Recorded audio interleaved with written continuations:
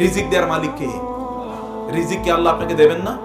প্রচন্ড অস্থিরতা থাকবে, আমি কি করব, ব্যবসা করব, চাকরি করব, পড়াশোনা করব, কোনো কিছুই তো ভালো লাগতেছে না, বিয়ে শাদীর বয়স চলে যায়, বিয়ে শাদী করতে পারছি না, অথবা আপনাদের মেয়েদেরকে বয়স হয়ে যাচ্ছে, এখনো মেয়েদেরকে বিয়ে দিতে পারছেন না, এত টেনশন। আল্লাহ আগেই বলে দিচ্ছেন, ইন্নাল ইনসানা খুলিকা হালুয়া, মানুষ তুমি কেবল টেনশনে থাকবে, কেবল টেনশন, কেবল এনজাইটি থাকবে, তোমার কেবল বিপর্যয়, কেবল দুশ্চিন্তা, কেবল দুর্ভাবনা, এগুলো সব কিছু থাকবে।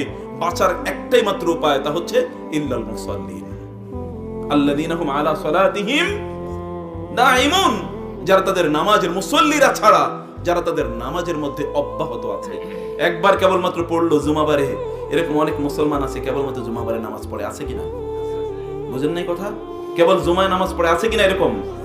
কেবল এমন মুসলমান আছে কেবলমাত্র সে হয়তোবা সকালবেলা নামাজটা পড়ে, অথবা দুপুরের নামাজটা পড়ে, অথবা ঈদের দিনের নামাজটা পড়ে, অথবা এক বেলা দুই বেলা পড়ে, এরকম অনেক মুসলমান আছে কিনা?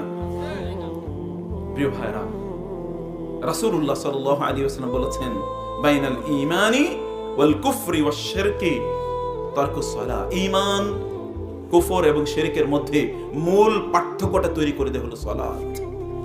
মূল পার্থক্যটা তৈরি করে দেয় কি? সালাত। আব্দুল্লাহ ইবনে শাকিক রাদিয়াল্লাহু তাআলা তিনি বলছেন, আমরা সাহাবীরা আমরা কোন জিনিসকে পরিত্যাগ করাকে কুফরি মনে করতাম না, ইল্লা সালাহ। কুন্না আসহাবুন নবী সাল্লাল্লাহু আলাইহি ওয়াসাল্লাম, আমরা রাসূলের সাহাবীরা কোন জিনিসকে তারকুহু কুফরুন ইল্লা সালাহ, কোন জিনিসকে প্রত্যাখ্যান করা, ছেড়ে দেয়া, এটাকে কুফরি মনে করতাম না সালাত ছাড়া। সাহাবীদের যুগে কেউ কোন মুসলমান নামাজ পড়ে না, এটা ভাবাও যায় না। কিন্তু আমাদের যুগে মুসলমান কিন্তু নামাজ পড়ে না, এরকম আছে কিনা বলেন তো? আছে কিনা? আপনার কথা বলেন না কেন, ঝিমিয়ে গেছেন নাকি?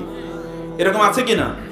আপনার জীবনটা প্রচন্ড পরিমাণ কষ্ট এবং আপনার জীবনটা বিভিন্ন ধরনের দুশ্চিন্তা, দুর্ভাবনা, ব্যর্থতা ইত্যাদি দিয়ে ঢেকে যাবে যদি আপনি সালাতের কাছে না আসেন। আল্লাহ তাআলা এজন্য বলেছেন, ইল্লাল মুসাল্লিন, নামাজ একবার দুইবার পড়লে হয় না, আল্লাযীনা হুম আলা সালাতিহিম দাঈমুন, যারা তাদের নামাজ অব্যাহতভাবে পড়ে। এবং এই সূরার সর্বশেষের দিকে আবার আল্লাহ তাআলা বলেছেন, ওয়াল্লাযীনা হুম আলা সালাতিহিম ইউহাফিজুন। এবং সূরাতুল মুমিনুন আল্লাহ তাআলা একই কথা বলেছেন। সফলতা তো কেবল কাদের জন্য?